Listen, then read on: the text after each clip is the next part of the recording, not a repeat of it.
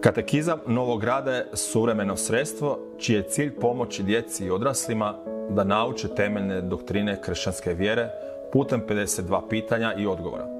To je suvremeno sredstvo jer na suvremen, zanimljiv i pojednostavljen način uzima povijesne katekizme i stavlja ih u kontekst godine. U stvari, postoji jedno pitanje za svaki tjedan u godini. Katekizam je podijeljen na 3 dijela. Prvi dio obrađuje 20 pitanja, drugi dio 15, treći 17. Sigurno čitanje katekizma Novog Grada ima važnu katehetsku ulogu u osobnom, ali i u životu crkve.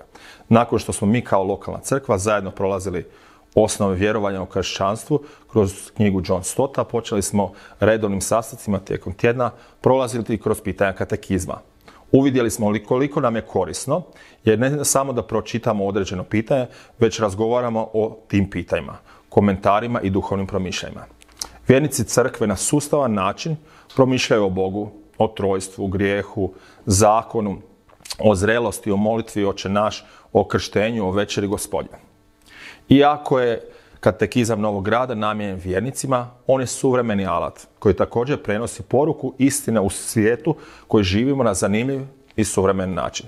Ljudi se na jednostavan način mogu upoznati sa osnovama kršćanstva, ali i sami promišljati o svrsi života, o patnji, o Bogu i o sebi u svjetlu ovih pitanja.